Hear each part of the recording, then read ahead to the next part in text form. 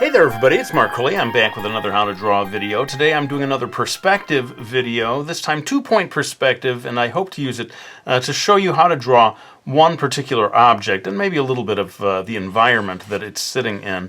I'm not going to go through the whole thing about measuring this frame that I'm working in, but I did want to give you a sense of how far apart these two dots are on the horizon line. This line here we call the horizon line, more on that later. And I've got a dot way over here and a dot way over here. They are about 13.5 inches away from each other, so a pretty good distance on a 14 by 11 sheet of paper. That measurement between the two dots in centimeters, 34.5 centimeters. So in any case, getting them widely spaced and outside of the frame that I intend to draw in is going to help me a lot in terms of the final effect that I'll be heading towards. But what I'm going to do now is just sort of show you how some of the lines, I line my ruler up to that dot on the left. Some of the lines are going to be leading toward that dot. I'll just throw in a few of them kind of randomly almost. And so those are the, let's call them the left dot lines. What a fancy term. And then over here, I'm going to be pivoting off of this right-hand dot. I'm doing this introductory part of the video showing you where the dots are, but pretty soon I'm going to be zooming in to a much closer, much more snug on this frame so that you can see more of the details. I did want you to understand, though, how my ruler is pivoting off of these two dots on the horizon line, and I guess maybe that shows you the basis of how I'm going to be doing things. Let's go ahead and refocus the camera. All right, so I'm going to begin by just sort of sketching in what it is that I intend to draw here, and none of these lines are going to be very perfect in terms of perspective, but that's what those dots are for. Later on, they're going to allow me to sort of perfect things by way of the ruler. My idea is to sort of show a desk, a kind of like a corner desk like you might see, or table maybe, at a library, let's say, and someone has put their desktop computer over near the wall on top of this tabletop. And the reason I've chosen a laptop computer is because it is very angular, it's sort of like a rectangle, and that's going to allow me to use the ruler to show you how I could take this laptop computer and draw it using 2-point perspective to make it much more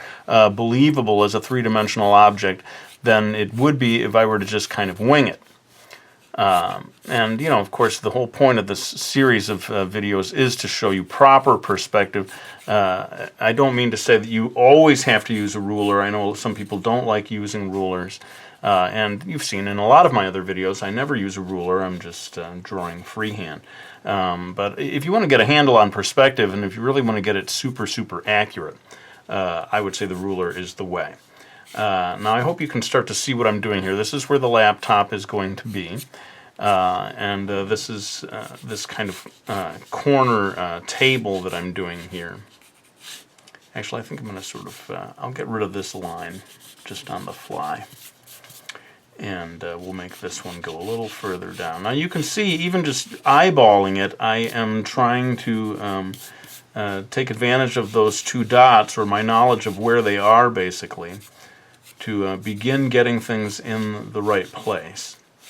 So that this would be, theoretically go off to that dot over there, whereas this side of the laptop computer would be heading off towards this dot. Now we're going to find, as I bring out the ruler and start to really focus on the actual true perspective with the dots, that I'm going to have to redo, sort of correct some of these lines to make them align with the dots. But in a way, I thought it would be nice for you to just sort of see, if I put in these sketchy lines to begin with, you'll have some idea of what it is that I have in my head right now in terms of how I'm going to try to draw a laptop computer using perspective. And maybe that's going to be enough in terms of just getting the basics of what I'm trying to do here. This is going to be a window over here, and we're going to actually be able to see out the window to the real horizon line. I'm gonna. My idea was to have it by, let's say this library is near the bay, and you can actually see the line of the water, which becomes the true horizon line, a sort of literal horizon line, becomes the horizon of the Earth. So let's go ahead and start to finalize some of these. Now with a 2-point perspective, all of the vertical lines can be just perfectly vertical. So I'm just going to do my best to get this line, say, nice and straight up and down relative to the sides of my frame.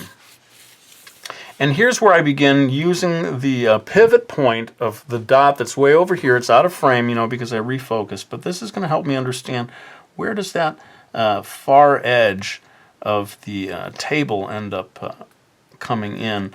And it's showing me that actually the line has to be straightened out a little bit down here. And so this is really where I want to have that line go, right? So already the ruler and the dots far off outside of the frame are showing me that I was a little bit off in terms of where those lines would go. Let's move over here to draw the sort of edge of the tabletop. And I sort of had a line there to begin with, so that was helping me to get that more or less correct. But let's say it has sort of a lip to it, and that also would be formed by lines heading off to that dot on the left. And then I'll do a vertical line here. As I said, all the vertical lines just stay vertical. Now over here I'm switching to this other dot off to the side, and that's allowing me to figure out where those lines would begin and head off in this other direction. So already you can start to get a sense of the tabletop and how it kind of connects with the wall. And I can see right now that I'm going to have to rather drastically redo parts of this laptop to make it fit in. So those of you who've been waiting to see me do major erasing, you're going to be happy today, because I got to grab the kneaded eraser and do some major readjustments on this laptop. Be gone, laptop. But at least that showed you what my concept was, instead of me just leaping in and making a bunch of lines. So let's try to get a little more in control of where this laptop should be if it's supposed to be sitting on top of this table. And I'm going to say that the sort of front edge of the laptop is going to be here. So let's forget about the flip top cover, where the screen is, and let's just focus on getting the bottom rectangle of the laptop where I want it to be. And again, I'm just going to toss in a couple of vertical lines here to start to figure out how that goes. Now, every time that may look like I'm just sort of tossing the ruler down here and drawing a line, I am in fact, like over here, I'm lining it up with that dot way off on the left, and that's telling me where this other edge of the, let's call it the laptop base, needs to be. This is looking a little long, so I'm, again, what an erase fest we're having here today, folks. I'm going to go ahead and erase that. And then this is showing me, using the dot over there on the right, that I need to go ahead and make a correction over here. And there we have, I hope you can see, a sort of a square or a rectangle that is lying flat in proper perspective on the tabletop that I have put in place to begin with. I'm just going to go ahead and sort of lightly finish. That's the line of the wall, where the desktop or the tabletop connects with the wall. And now I can know where the opening cover ought to be. And let's just sort of establish an angle here. Now, one thing that I'm thinking is that in keeping with 2-point perspective, these lines should be kind of parallel to one another as I do the cover of the laptop. And that's why I sort of quickly put in a second line here, just to help me make sure that these two would be roughly parallel to each other. Now we can go ahead and erase that and move on to drawing the top of the laptop, which I think is probably going to come in over roundabout here. Now there's, I'm not getting super picky about the construction of this. Chances are if you had this top closed down on top of the base, it might not fit perfectly, and my apologies if I'm not mathematically making this perfect in that regard. But I'm going to go ahead and put in a second line here, which gives us some thickness to the top, although these days laptops are so thin, this green part of it, so I'm not going to make that as thick as the base. And there you go. That kind of gives you the basis of where we're going to be heading with this drawing. Now I'm going to do a lot of time-lapse in this video so as to keep it from putting you to sleep, basically, but I wanted you to see me at least construct this part of it, the laptop foundational lines. And what I'm going to do now, all in time-lapse, is to add the details of the laptop before we move on to a lot of other stuff that will finish off the illustration.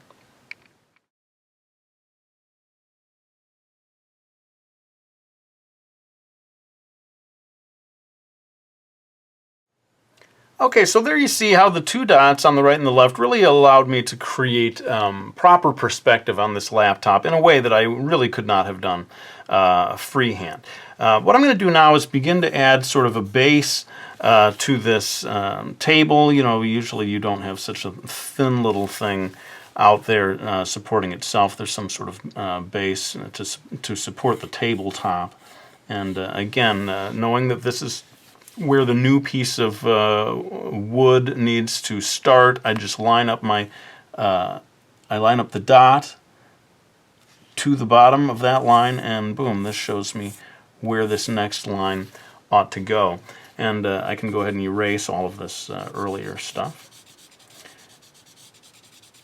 And I'm going to do, again, very quickly in time-lapse, all the line work of creating this window over here. I'll be back to say a thing or two about it once I'm done.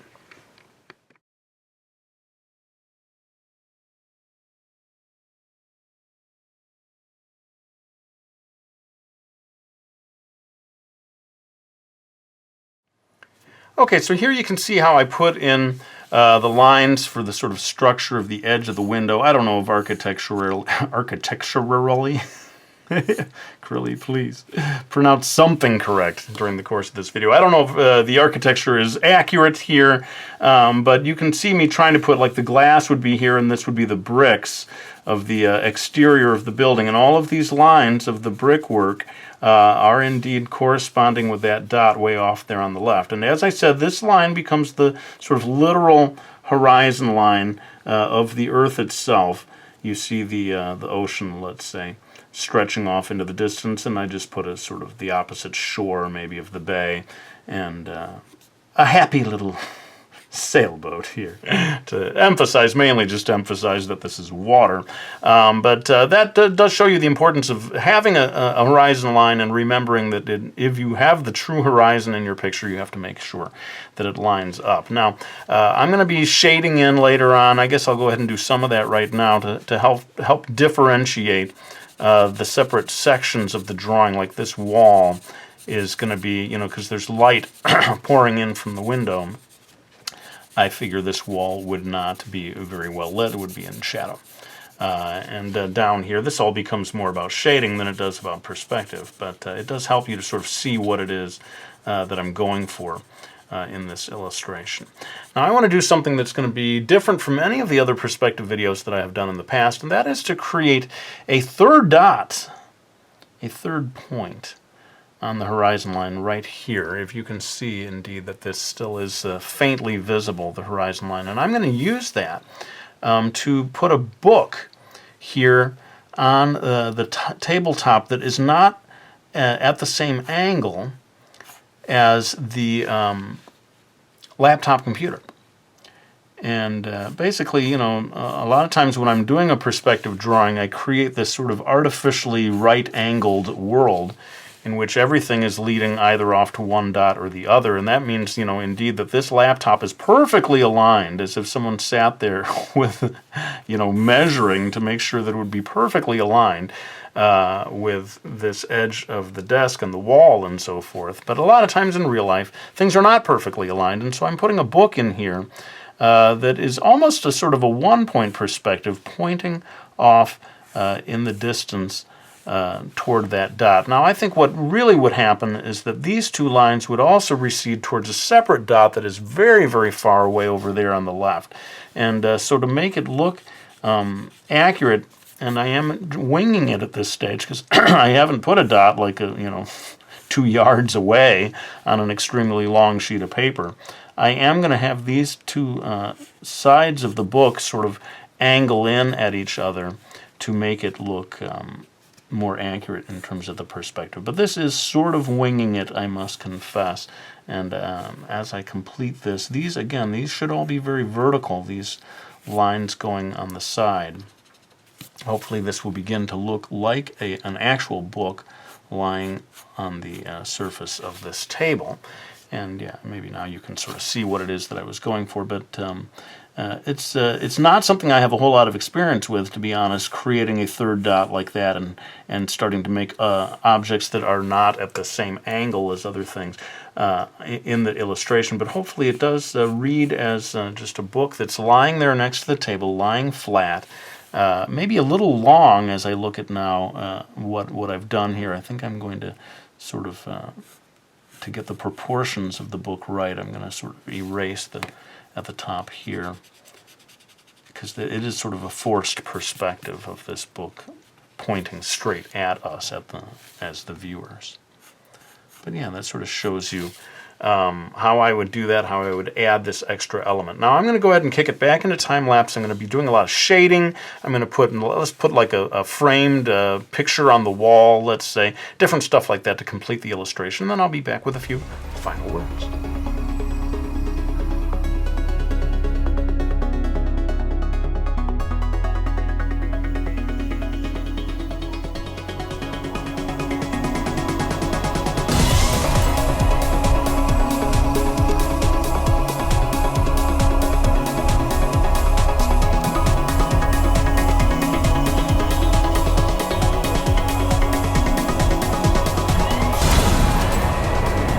Alright, well there's the finished illustration. You can see I put a lot of time into adding reflections on the tabletop. Little details like that can add a lot to the perceived reality of your illustration. Let me know what you thought of this one, and by all means check out the other videos in the series. This is merely the latest in the ongoing series of videos on everything you need to know about perspective. But for now, let me go ahead and say thank you to everyone who's helped me out by getting my books like Brody's Ghost, my graphic novel, The Drawing Lesson, a graphic novel that teaches you how to draw, The Realism Challenge, my book on hyper-realism, and of course Mastering Manga 3. My very latest book, Chibi, coming out soon. Hope to be able to show you an actual copy of that soon. But for now, let's go ahead and lay down this pencil. I want to thank you all for watching this video. I really hope you enjoyed it, and I'll be back with another one real soon.